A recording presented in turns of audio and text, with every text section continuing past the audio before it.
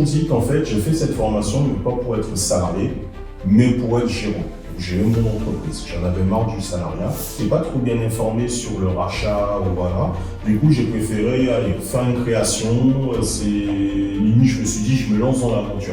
J'avais trouvé ça très bizarre à l'époque, parce que ça nous a pris du temps. On s'est dit, bon, ça coûte, c'est un petit peu coûteux, mais voilà. J'ai trouvé mon secteur, le secteur du 45, voilà. Du coup, j'ai cherché mon local et une fois que j'ai trouvé, en fait, pas de bol, ça s'est passé en plein Covid.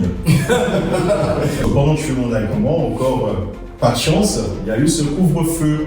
Voilà. Bonjour Jimmy. Bonjour Stan. Content d'être à Étampes du coup. Bienvenue. Merci. Je suis chez toi du coup. Eh ben oui, t'as vu. Bonjour à tous. Aujourd'hui avec Jimmy, repreneur d'entreprise. On va être sur Étampes. Aujourd'hui le secteur d'activité ce sont les centres d'auto-école, moto et auto. Exactement. Bon, dans le cadre de cette interview, l'idée c'est, on va faire 2 vidéos sur toi, d'accord. Une première vidéo qui va parler de toute ta partie, de comment tu as réalisé de groupe d'entreprise, d'accord. Comment toi tu as commencé par la création. Oui, j'ai commencé par la création. D'accord. Donc tu pourras donner justement ton feedback sur la partie création d'entreprise. Ouais. Et après ça, je vais te poser quelques questions pêle-mêle que j'ai notées, voilà, des questions pour l'interview, qui nous permettra après de savoir, comme là tu es dans le processus de vouloir racheter une 3e société, exact. De pouvoir justement, on pourra après voir l'analyse sur la 3e société. Donc on va commencer comme ça. On va commencer par première vidéo sur la création, son idée, ses ambitions sur un groupe d'entreprises d'auto-école. Jimmy, oui. Alors on va parler de ton histoire, tes associés, la naissance du groupe d'auto-école. Déjà, explique-nous comment t'es venue l'idée de la création de la première société. Raconte-nous tout depuis le début. Qu'est-ce qui t'a donné envie de créer ta première auto-école? Parce que c'est du coup une création. Pourquoi une création plutôt que une reprise, racheter une auto-école? Alors, pourquoi? Du coup, déjà dans un premier temps, quand j'ai fait ma reconversion, j'ai fait ma formation, voilà, j'ai fait mon diplôme, je m'étais toujours dit qu'en fait, j'ai fait cette formation, mais pas pour être salarié, mais pour être gérant, pour gérer mon entreprise. J'en avais marre du salariat. Du coup, une fois diplômé, j'ai un contact qui m'a appelé quelques mois après pour me dire voilà, il recherche un moniteur pour travailler avec lui. Et du coup, j'ai été là-bas. Ça s'est super bien passé. Du coup, même pas un mois après, il m'a proposé de trouver un secteur où je pourrais ouvrir ma propre agence. Et du coup, j'aurais cet accompagnement-là pour qu'on puisse se développer dans un secteur. Du coup, j'étais pas, on va dire, à cette époque, j'étais pas trop bien informé sur le rachat, voilà. Du coup, j'ai préféré aller faire une création. Limite, je me suis dit, je me lance dans l'aventure. Voilà, c'est de l'enrichissement. Je vais me lancer vraiment à fond dans le truc. Du coup, je ne me suis pas dirigé vers l'achat. Création directement. J'ai trouvé mon secteur, qui est le secteur du 45, voilà. Du coup, j'ai cherché mon local et une fois que j'ai trouvé, en fait, pas de bol, ça s'est passé en plein Covid. Ok, en plein Covid. Voilà. Covid. Du coup, pendant qu'il y avait le confinement, pendant le confinement, je faisais mes statuts, je faisais ma création et du coup, une fois qu'il y a eu les 3 mois de confinement sont passés, du coup, l'agence a été créée. En tout cas, l'entreprise était créée plutôt. Et ensuite, après, en fait, dans le monde de l'auto-école, c'est un petit peu spécifique parce que on crée l'entreprise à une adresse qui était l'adresse de chez moi. Et ensuite, après, le local, j'avais déjà trouvé le local, mais en fait, il a fallu que je prenne le local et ensuite que je fasse le changement. C'est un truc assez spécifique dans la création des entreprises d'auto-école. J'avais trouvé ça très bizarre à l'époque parce que ça nous a pris du temps. On s'est dit, bon, ça coûte, c'est un petit peu coûteux, mais voilà. Et ensuite, en fait, on a fait tout ça, on a mis en place le truc. Et ensuite, parce que là, c'était pas fini, les choses. Il y a eu la demande d'agrément. D'accord. Donc ça veut dire que dans ton secteur d'activité, il faut demander un agrément. Il faut avoir un agrément. Tant que j'ai pas l'agrément, j'ai pas le droit de faire de pub, j'ai pas le droit de. Alors je peux conduire avec des élèves, mais j'ai pas le droit de faire de pub. En fait, je suis un petit peu, on va dire, bloqué sur certains points. Parce que c'est très réglementé le monde de l'auto-école.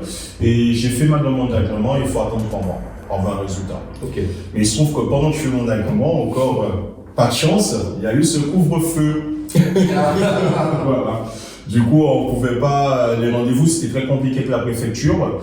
Du coup, j'ai eu mon premier rendez-vous. Ce premier rendez-vous, on m'a imposé des travaux à faire parce qu'il faut une séparation entre la salle d'accueil et la salle de code. Du coup, l'agence, c'était une seule grande salle. ils m'ont imposé des travaux et du coup, j'ai effectué ces travaux après ce rendez-vous. Ensuite, il y a eu un deuxième rendez-vous pour vérifier si tout est fait, tout est bon et tout. Et ensuite, j'ai eu mon agrément directement pour commencer. Alors, j'ai eu cet agrément, si je te dis pas de bêtises, fin novembre 2020. Fin novembre 2020. Donc, à l'époque, tu t'y connaissais pas trop pour reprendre une entreprise, donc tu t'es dit, je reprends une entreprise, je suis un aventurier, je crée mon entreprise, sachant que dans des secteurs d'activité qu'on décide de créer, plutôt que de racheter, il faut avoir les agréments et donc ça prend du temps. C'est ça. Quand on reprend une entreprise qui a déjà un agrément, du coup, on n'a pas ce temps de latence qui se fait. Ouais. Donc voilà, c'est ça aussi, tu aurais pu gagner du temps, mais maintenant tu sais, et c'est ça que tu reprends une entreprise qui a déjà des labels, qui a déjà des agréments. Voilà. C'est ta cible. Voilà. Ok. Et comment s'est passé ton choix? Est-ce que tu étais tout seul, tu as des associés? Comment au départ tu as choisi tes associés, si tu en as? Du coup, nous sommes sur la première agence, nous sommes à 3 associés. Du coup, ma compagne plus un associé, c'est ce collaborateur où j'ai travaillé avec lui sur la région parisienne, qui m'a appelé quelques mois après mon diplôme. Et du coup, en fait, on a commencé là-dessus. Alors vu que moi, je n'ai pas ce fameux CQP, la capacité de gestion, du coup, l'idée, c'est on restait un peu bloqué sur qui est-ce qui sera président, parce que quand on fait cette demande d'agrément, il faut qu'il y ait quelqu'un qui ait cette capacité de gestion. J'avais pas encore une ancienneté, j'avais pas encore le nombre d'heures qu'il fallait pour passer ce CQP, fait que j'étais un petit peu bloqué. Qui fait que mon idée, ça a été de me dire que vu que ma compagne, elle est comptable de métier, elle a cette capacité de gestion grâce à son métier, et du coup, je me suis dit, je vais la mettre présidente, et du coup, on a lancé l'aventure comme ça. Ce qui fait que mon associé, en fait, c'est quelqu'un qui m'a vraiment, qui m'a donné ma chance, qui m'a ouvert les portes et qui m'a permis de me lancer pour que je puisse aujourd'hui, avoir ce qu'on a. Ok, donc tu as créé, il fallait avoir les agréments et les autorisations. Et là, on est en train de regarder de la composition de tes associés. Donc, ta compagne, du coup, qui était comptable à l'époque, elle avait justement ce que tu avais besoin, donc. Au niveau du... Tu sais quoi par exemple tu disais? La capacité de gestion. La capacité de gestion, d'accord. Important à retenir la capacité de gestion parce que certains métiers... Le CQP, voilà. Certains métiers, il y en a besoin en termes d'activité. Voilà. Donc elle, du coup, elle a été qualifiée sur le CQP. Est-ce qu'elle, du coup, elle sera opérationnelle de la comptabilité, vraiment? À ce niveau-là? Oui. Non, mais se dire... Non, mais parce qu'il faut savoir que certains cas, on peut juste vous donner parce que vous êtes porté le titre pour porter une habilitation, mais au niveau opérationnel, des fois, c'est pas vous qui faites en fait. C'est pour ça que je pose la question.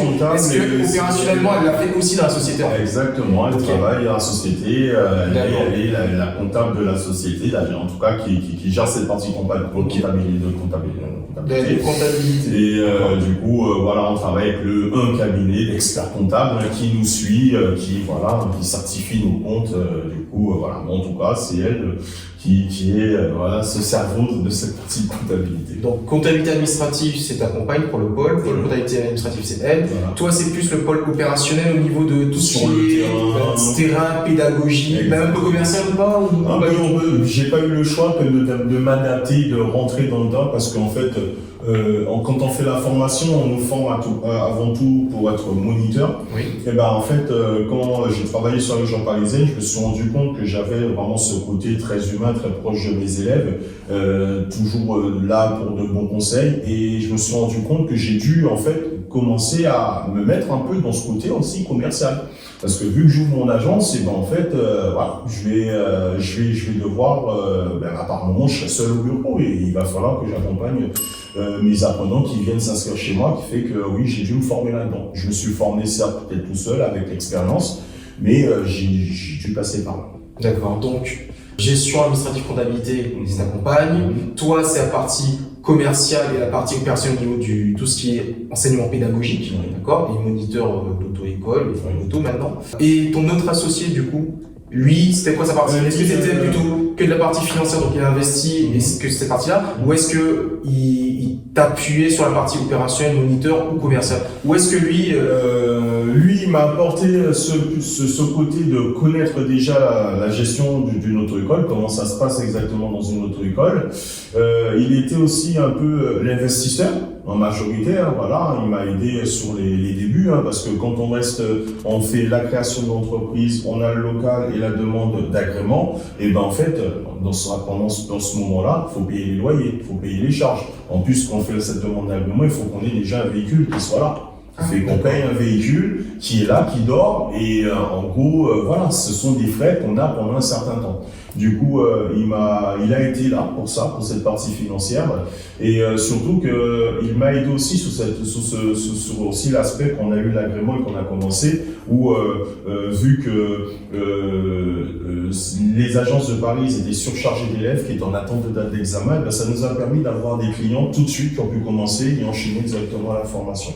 Alors du coup, en fait, il était un peu apporteur d'affaires, en fait, il nous apportait des clients. D'accord. Et ça, côté commercial aussi, du coup. Voilà, le côté commercial. Du coup, lui, vu l'expérience, il était déjà dans le métier, lui, il avait vraiment on va dire, ce côté un peu monsieur qui touche à tout. Voilà. D'accord. Mais après, bon, voilà, ça nous a permis justement de s'inspirer de lui pour se former et voilà, et faire le boulot. Je rebondis sur une chose. Durant ta création, parce que c'est un truc qui m'a un peu choqué, mais parce que c'est le côté financier qui des fois me choque. Voilà. Parce qu'en fait, tu avais un véhicule que tu as payé, qui est mobilisé, et que tu dois attendre pendant les agréments, donc peut-être pendant 3 ou 6 mois en fait. Ouais. Qui ne va pas bouger du coup. Et ben en fait, il peut bouger, je peux faire des cours parce que je suis moniteur, j'ai ma carte professionnelle. Oui. Je vais travailler pour d'autres auto-écoles, soit en tant qu'indépendant si je crée une auto-entreprise ou une entreprise individuelle. Du coup, là où je veux pas raconter de bêtises quand même, parce que je crois que le fait que la société soit créée, qu'on n'ait pas l'agrément, en réalité, j'ai pas le droit de faire de pub, mais je suis même pas sûr qu'on peut travailler en fait pour d'autres structures avec une entreprise concrète. Qui fait qu'en fait, en tant que moniteur, je peux travailler avec ce véhicule, mais en réalité, je n'ai pas le droit de dire que j'ouvre une auto-école tant que j'ai pas cet agrément. D'accord. Donc potentiellement, pas de pub, pas d'annonce sur les réseaux, pas d'annonce sur les sites internet. Tant que j'ai pas cet agrément, cette auto-école, je ne vois pas en parler. En fait, c'est un petit peu ça. Voilà. Du coup, finalement, quand tu crées, est-ce que tu pourrais estimer à peu près combien de frais tu as dû avancer avant d'être pleinement opérationnel en fait? Et quel délai? Ça veut dire qu'aujourd'hui, quelqu'un qui dit si quelqu'un qui est dans cette réflexion-là, je crée une auto-école ou je rachète une auto-école pour qu'il puisse avoir des éléments de comparaison qui sont très importants. Si création d'auto-école, pour être opérationnel, en combien de temps? 3 mois, 6 mois? Est-ce qu'on a envie d'avoir un local? Pas d'obligation d'avoir de local? Okay. Alors du coup, pour une auto-école, obligation d'avoir un local. Alors maintenant, il y a des auto-écoles en ligne, ce qui est un petit peu plus simplifié, mais si on parle d'auto-école traditionnelle, un local de minimum 25 mètres carrés, séparé, une salle d'accueil et une salle de code. Ensuite, en termes de délai, je dirais plus, vaut mieux partir sur une bonne année, pour être tranquille, pour être large. Parce qu'entre réunir tous les documents, pour la préfecture, qui puisse avoir le temps de traiter tous les documents, dire si vraiment le local c'est bon, si c'est pas bon, si les normes sont bonnes et tout, ouais, il faut une bonne année. Donc ça veut dire que il faut prévoir en termes de budget, d'accord, sur son prévisionnel, au moins quasiment une année de BFR. À peu près. Alors quand moi je me suis amusé une fois à faire le calcul, je me suis dit bon, mais en réalité je me dirais, j'irais vraiment une somme, on est sur à peu près un bon 20K. Ok. On est sur un bon 20K pour être à l'aise, pour être large en fait. Parce que voilà, ça va très vite en termes de charges. Et du coup, le problème, c'est qu'il y a des charges, mais entre-temps, ça rentre pas. C'est ça la grosse problématique. Alors du coup, il faut au moins un bon 20K. Alors, prévoyez au moins une année de BFR, donc de besoin de fonds de roulement, pour pouvoir avoir assez de liquidité, de trésorerie pour que ça se passe bien, sachant qu'il y a des charges qui sont variables, notamment au niveau du local. Un local à Étampes, c'est pas le même prix qu'un local à Neuilly-sur-Seine, ou qu'un local qui est à Rennes, ou un local qui est à Nice, ou à Monaco, ou etc. Donc évidemment, il faut vous dire une chose, c'est que pensez plus à BFR annuel, et lui, dans son cas, ça aurait été une année avec à peu près 20 000 euros. Voilà. Moi, je me dis que c'est large, parce que le coût ce qui sera le plus gros coût, pour le coup, dans ce genre, on va dire, d'aventure, ce qui va coûter le plus cher, c'est le véhicule, parce qu'aujourd'hui, les voitures, c'est pas donné. Du coup, à part de la voiture, après le loyer, tout ce qui s'ensuit et tout, mais déjà, la voiture, c'est un gros coût. Après, on peut trouver des voitures d'occasion, mais il faut savoir que les véhicules aussi, il y a une réglementation par rapport aux véhicules. Pour avoir un véhicule qui est moins de 7 ans, moins de 7 ans, et en termes de kilométrage, bon voilà, il n'y a pas vraiment de réglementation spécifique là-dessus, et un véhicule qui soit équipé de double commande. Alors du coup, ça, bon, on peut toujours en trouver d'occasion et tout, mais ça reste déjà un bon coup. Ce qu'on va faire, parce que on va faire ça en déjà 2 vidéos, parce que c'est vraiment très intense, c'est très enrichissant ce que tu donnes, donc il y a beaucoup d'éléments intéressants. Déjà, ce que je retiens, c'est que demain, quelqu'un qui souhaite créer une entreprise, notamment dans les auto-écoles, il faut quasiment prévoir 1 an de besoin de fonds de roulement déjà. Voilà. Avec toutes tes obligations en termes de normes, trouver aussi un local, parce que, ok, tu peux prévoir 1 an, mais encore faut trouver le local pour monter le local. Donc le local, 1 an de cash flow, et donc là, si on est à la création. Est-ce que si demain on reprend justement une auto-école, est-ce que du coup, ça sera la même chose? Dans le sens que, et on dira déjà le local en principe, si l'auto-école est toujours existante, on dit bien une auto-école traditionnelle, pas en ligne. Voilà. Donc, et dans la licence avoir un local, donc du coup tu n'auras pas de temps à perdre pour trouver un local, ok, donc ça c'est validé.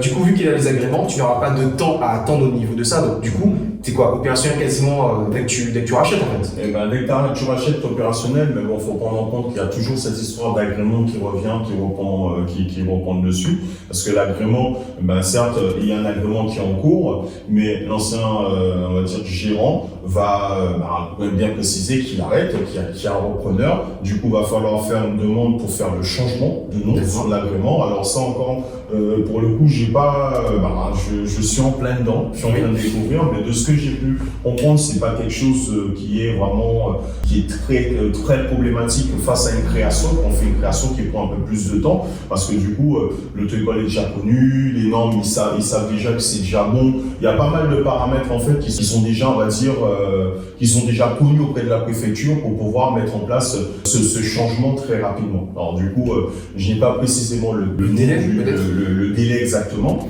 mais en tout cas, c'est plus rapide. Ensuite, il y a aussi un autre facteur qui va jouer aussi, c'est tout ce qui est le label, s'il y a un label, parce que là, du coup, j'ai préféré prendre une auto-école qui a déjà un label des auto-écoles, Calliope et tout, et qui fait que ça aussi, c'est un changement, mais ça, en fait, il y a une NDA. C'est une NDA numéro, alors c'est un numéro, j'ai un trou de mémoire, mais c'est un NDA, c'est en fait ce qui dit que nous sommes reconnus comme un organisme de formation, et du coup, ce numéro, une fois que nous l'avons, c'est à peu près un délai de 2 mois pour l'avoir, mais ça encore, c'est quelque chose encore, je ne connais pas les délais, mais en tout cas, le fait d'avoir déjà un local qui est déjà reconnu par la préfecture, c'est déjà quelque chose, en fait, on va dire, qui facilite un petit peu la démarche. D'accord. Voilà. Et pour information, c'est le numéro de déclaration d'activité. Exactement. Voilà. Tu sais, il y a tellement de choses.